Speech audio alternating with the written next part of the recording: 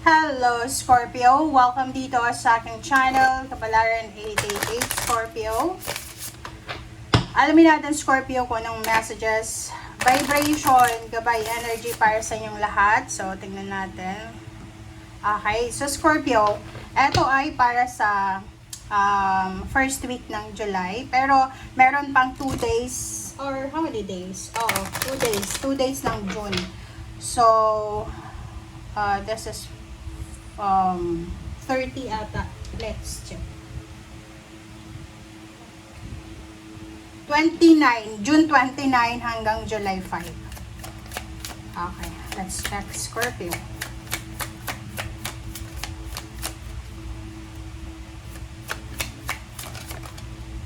Okay, health. OMG, Scorpio.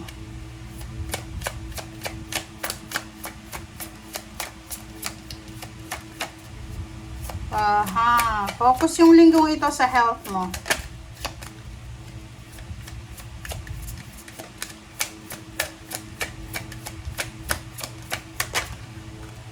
High Priest. Same with the Pisces. Ang nakikita ko sa'yo dito, Scorpio, mag-comment ka sa comment section. Kung sobrang workaholic ka, posibleng marami kang pera. Okay, marami kang pera kasi workaholic ka. Especially kung single ka, wala kang mga duties and responsibilities, hindi ka naman breadwinner kasi single ka, 'di ba? So, dito sa barahang to, nakikita ko na you need to take care of your body. Health, physical health, whole being from head to toe. Okay? Internal and external. Okay? So, sa labas at loob ng katawan mo. Nakikita ko sa'yo dito, lalo doon sa mga Scorpio, babae ka man o lalaki, na mahilig kang uminom ng alak, sigarilyo, or ano man na mga foreign substance na nilalagay mo sa loob ng katawan mo. Mag-iingat ka. Kasi yung kinikita mo, kulang yan para sa pagpapagamot mo. Ang nakikita ko rin sa'yo dito, since this one is health, tapos pera, 'di ba? Dollar sign. Sinasabi ng baraha sa'yo dito na you need to be careful. Kasi, tingnan mo, from head to toe to 'di ba? So, sinasabi ng baraha sa'yo na may mararamdaman ka siguro na hindi maganda sa katawan mo. Wag mong patagalin yan, okay? Pumunta ka agad sa doktor or sa ospital. Wag mong isa walang bahala. Okay, kung ano man ang maramdaman mo galing sa loob, labas ng katawan mo, sa ulo hanggang paa na nararamdaman mo. Yun yung importante ha. And yun, kung hardworking ka, wala ka ng oras magpahinga, kumain, matulog, nako, baguhin mo yung routine mo na yan kasi sayang yung pera mo. Sayang yung ginagawa mo ngayon, yung trabaho mo kasi wala yung trabaho mo na yan na ginagawa, walang kwenta yan pag ikaw ay nagkasakit. Okay? And High Priest, High Priestess, makinig ka sa sinasabi ng iyong intuition. Baka hindi pumapasok yung mga mensahe sa intuition mo. Etong readings na to, eto yung magsasabi sa'yo na you need to take care of your physical body. Alright? Okay.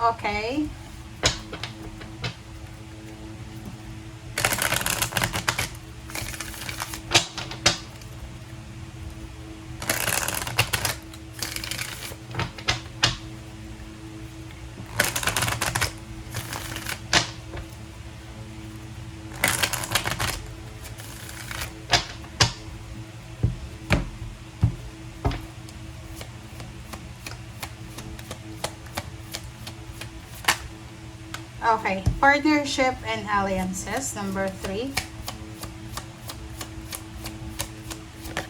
Okay, and wisdom. Wow!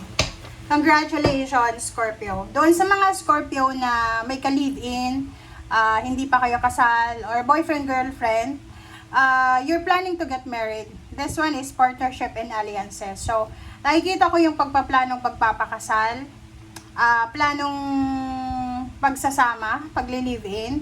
So, nakikita ko sa'yo dito na siguro nagre-research kayo. Naghahanap kayo ng bahay na pwedeng rentahan together, parang ganun. Sa business din, ganun. So, kung gusto mong mag-business, nakikita ko na naghahanap ka rin ng lugar kung saan kayo magtatayo ng business. So, meron ka dito ngayong linggo is kung ano man ang gusto mong gawin, you are partnering with someone. Okay? So, yun ang nakikita natin dito.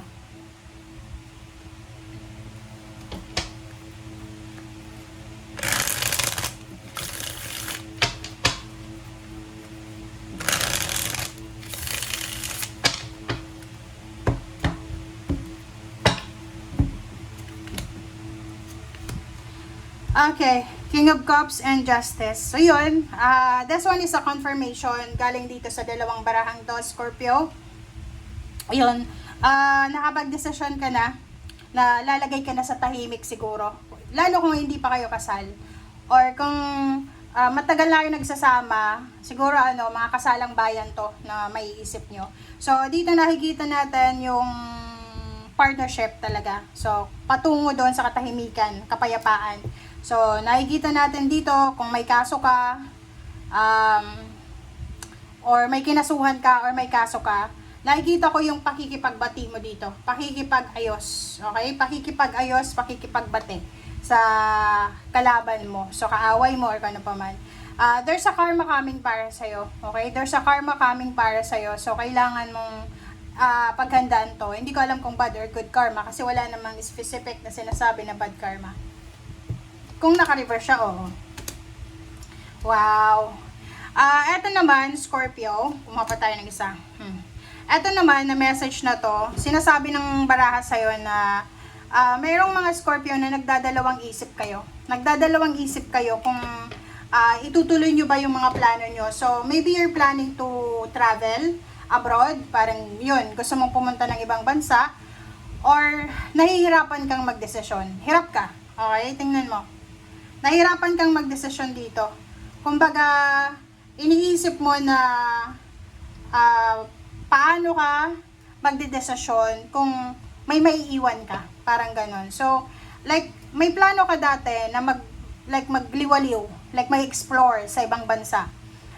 Pero ang nakikita ko, medyo naguguluhan ka na sa ngayon. Pero alam nyo, sinasabi ng baraha sa'yo, Scorpio, na kung talagang gusto mong maging matagumpay, gusto mong mabago yung takbo ng buhay mo, gusto mong yumaman, gusto mong makatanggap ng malaking sweldo, kailangan mong umalis dyan sa lugar kung nasan ka ngayon. So, ibig sabihin, kailangan mo ng changes. Okay?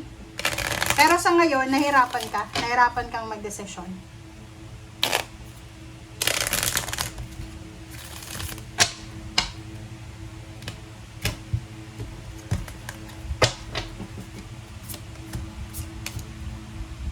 Okay.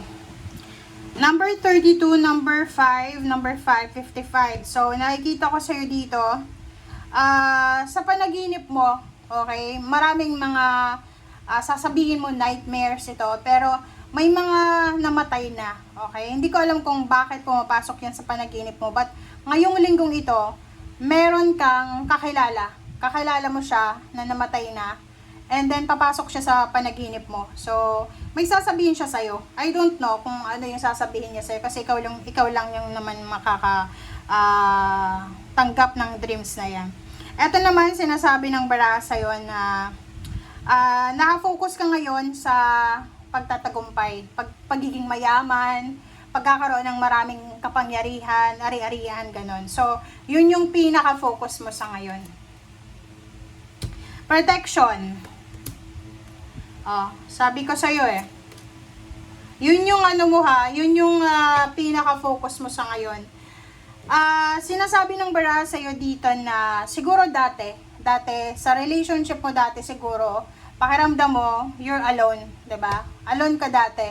But now siguro kung may bago kang relationship, mararamdaman mo na you are protected. Okay? Nakikita ko nangangarap ka kasama ng iyong person, or kung sino man itong kakampi mo ngayon, pwedeng, sino ba yan na partner mo, okay? Partner, alliance, or mga, yun, kakampi. Nakikita ko sa'yo na you are, parang anong tawag dito? Nangangarap kayo together. Parang, pinagsasama-sama nyo yung pangarap nyo, okay? So, nakikita ko sa'yo dito, focus ka sa future. Hindi ka nakafocus sa past mo, even sa current situation. Nakikita ko sa'yo dito, may current kang ginagawa, may kasalukuyang kang ginagawa, pinagkakaabalahan. Pero, siguro ginagawa mo yan just because bored ka, naboboring ka, kailangan mo ng pera, or talagang yun ang kailangan mo sa ngayon. Pero hindi ka masyadong 101% focus sa ginagawa mo. Even sa relationship, nakikita ko, hindi mo naman mahal yung kasama mo sa ngayon I don't know kung bakit nakikipag-live-in ka sa kanya or nakikisama ka sa kanya. Kasi yung focus mo ngayon is all about your future. Okay? So, thank you guys for watching. Bye!